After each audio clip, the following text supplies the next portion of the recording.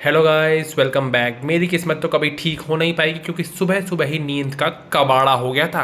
कोरिका ने आते ही जबरदस्ती मुझे उठा दिया था कि भैया चलो मुझे स्कूल छोड़ने। लेकिन उससे भी अच्छा सीन हमारे रैंप पर था। सुबह सुबह वहां लड्डू पड़े हुए थे। अबे लड्डू नहीं, कुत्ते की लैंडी थी ये। वहां से वापस आकर मैं सो गया था, इतने में ही आवाज आती है, हू सोते रहो। तो सुबह से दूसरी बार मेरी नींद का सत्यानाश हुआ था। और इसी के साथ आप सभी को भी हेलो एंड वेलकम बैक। अरे भाई, फ्रेश होने के लिए ऊपर पहुंचा था, वहां मम्मी मिल गई और कहती हैं, अरे तू तो मेरा राजा बेटा है ना। मैंने कहा, है राजा और मैं? भाई कुछ तो दाल में काला है, या पूरी दाल भी काली हो सकती है। फिर मम्मी कहती है, आज मेरा राजा बेटा फिर से रोटी बनाएगा। मैंने कहा, मम्मी आपको और मुझे तो बम्बई में होना चाहिए था, पता नहीं हम कहाँ गाजियाबाद में फंस गए, रोज ये वीडियो बनानी पड़ रही है। फिर नीचे आकर निकाल लिए थे मैंने अपने अंडे।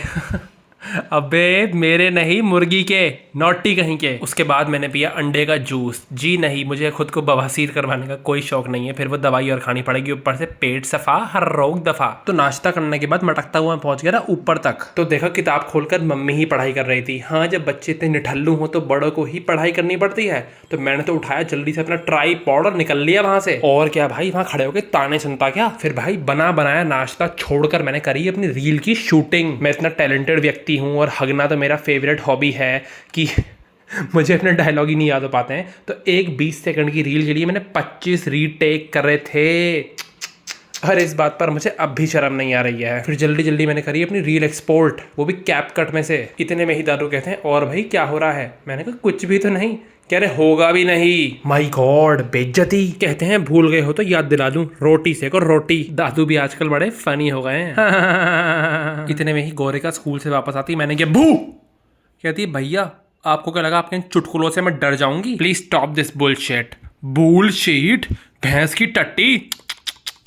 शर्म नहीं आती इन बच्चों को बिल्कुल भी। अरे कोई बात नहीं। उसके बाद मैंने लगाया सबका खाना। फिर कहती है, भैया आप मेरे हाथ में मुक्का मारो, देख लो भाई इन शाणे बच्चों को, इनको दुनिया का कुछ भी आइटम खिला लो तुम, चिल्ली पटैटो, मोमो, चाउमीन, ये वो, अदरक लहसुन फलाना ढिमकाना सब खा लेंगे, लेकिन अखरोट बादाम खाने में तो इनको सांप सूंघ जाता है। उसके बाद भाई मम्मी आ गई थी वहां गोरिका का इंटरव्यू लेने। कहने लगी, और भाई क्या झंडे गाड़ के आई हैं इस पेपर में? मैंने कहा, मम्मी झंडे तो ये गाड़े गए हैं कि हिस्ट्री में पहली बार किसी बच्चे के सिंगल नहीं डबल अंडा आएंगे। अरे भाई, आग में घी डालकर मैं ऊपर भाग गया था, लेकिन इतने में ही फोन आता है, बेटा नीचे आना जरा। मुझे लगा दही वही खाने के लिए बुला रही होंगी मेरे को। कहती है, हटाओ इसको साइड में, पहले कुछ काम धंधा कर लो, हर टाइम तुम्हें खाना ठूसने की लगी रहती है बस। अरे भाई मैंने तो मजाक मजाक में बोला था, लेकिन अब मुझे लग रहा है सीरियसली मैं सिंड्रेला ही बनता जा रहा हूँ। अरे वो भी नीला घाघरा पहन के मटकती थी चारों तरफ। मेरे पास भी ज्यादातर कपड़े नीले रंग के ही हैं, और मुझसे भी सारा दिन मजदूरी ही करवाई जाती है। अरे न जाने कब वो राजकुमारी आएगी जो मुझे पिंजरे में से उड़ा कर ले जाएगी। इतना काम करते करते इतने पसीने आ गए थे मुझे, मेरे अंदर से इतनी बदबू आ रही थी कि ऐसा लग रहा था सच में मैं कहीं से खुदाई उदाई करके आया हूँ। तो मैं नहा धोकर आया। अरे भैया, एक काम खत्म होता नहीं, दूसरा काम हाथ में पकड़ा दिया जाता है। इतने में गौरी को कहती, चलो भैया ट्यूशन छोड़ने चलो। और उसको ट्यूशन छोड़कर मैं आ गया ना जिम में। पहले तो मैंने किया वार्म अप, चलाई साइकिल।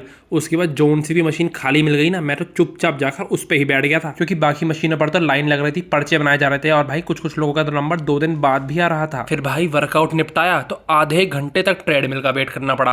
और जैसे ही ट्रेडमिल पर चढ़ा, भाई सारी की सारी आस पड़ोस की मशीनें खाली हो गई। मैंने कहा, बहन के भटूरों, तुम्हें भी सबको तभी चढ़ना है इस पे जब मेरी चांस होती है। और भाई आज मैंने मारी थी बैक की एक्सरसाइज। आप लोग मेरी पतली और लचीली कमर को तो देख ही सकते हैं। जी हाँ, इसी को बल खा के मटका कर ही तो मैं रोज अपनी 2 वक्त की रोटी खा पाता हूँ। मेरा एक ओनली डांस का चैनल भी है, स्पर्श का ठुमका।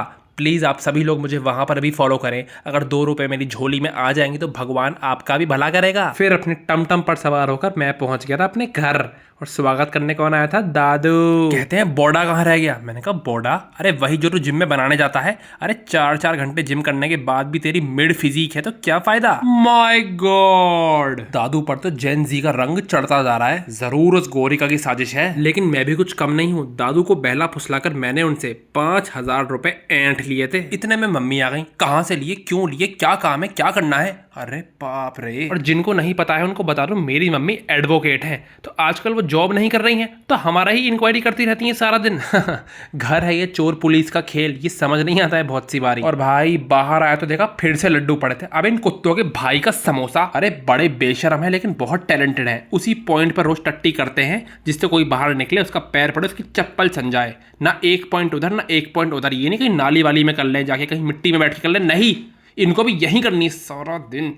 फिर भाई बड़ी मुश्किल से बचा बचा कर मैंने अपनी स्कूटी घर से बाहर निकाली और मैं आ गया था डॉक्टर साहब के यहाँ। जी हाँ, वो पैसे मुझे एवं ही नहीं मिले थे, दादू ने अपनी ही दवाई लाने के लिए दिए थे। लेकिन अंदर इतनी भीड़ थी कि पब्लिक ने मुझे लात मारकर बाहर फेंक दिया कि कल आना। अरे घर आकर देखा तो मम्मी पापा कहीं बाहर से आ रहे थे। रात के टाइम बाहर घूमना, थू। मैंने कहा ठहरो, तो मम्मी कहती हैं जाएंगे हम, दरवाज़ा तोड़ कर जाएंगे, सर फोड़ कर जाएंगे, तुम्हें धक्का मार कर जाएंगे, गाड़ी में बैठ कर जाएंगे, लेकिन जाएंगे, तुझको क्या। फिर कहती हैं जबान तो बहुत चल रही है, हाथ चलाने का टाइम हो गया है, मैं एक आम छील कर दे रही हूँ, तुम्हें इसको काटना है। उसके बाद आप लोग मेरी मस्त कलाकारी देख ही सकते हैं। एक जमाने में ये आम ही हुआ करता था, लेकिन अब ये चटनी बन चुका है। मम्मी ने कहा मेहमान आ गए, अगर उनको ऐसा आम काट कर दोगे भाग जाएंगे वो तो यहाँ से।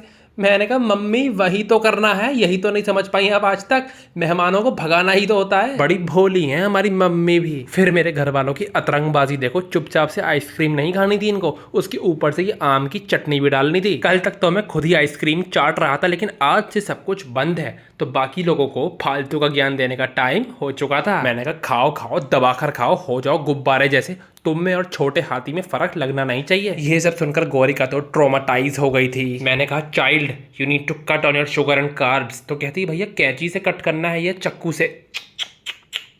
इस बच्चे का कुछ नहीं हो सकता। इतने में ही आवाज आती है भड़ाम। फिर से मौसम बिगड़ गया था। अरे साइकोलॉजिस्ट तो मैं नहीं हूं, लेकिन अब तक ये समझ आ चुका है कि मौसम मेंटली डिस्टर्ब्ड है। 4 दिन हो गए हैं और इसको यही समझ नहीं आ रहा कि गर्मी रखनी है, सर्दी रखनी है, बरसात रखनी है, क्या रखनी है। साइको कहीं का। इसी के साथ होता है आज का दिन भी खत्म। Ta-ta bye bye, see you, मिलता हूँ कल। और हाँ, जो भी इस वीडियो को लाइक शेयर सब्सक्राइब करेगा उसके सपने में उड़ने वाला घोड़ा आएगा, और जो भी नहीं करेगा उसके सपने में आएगा।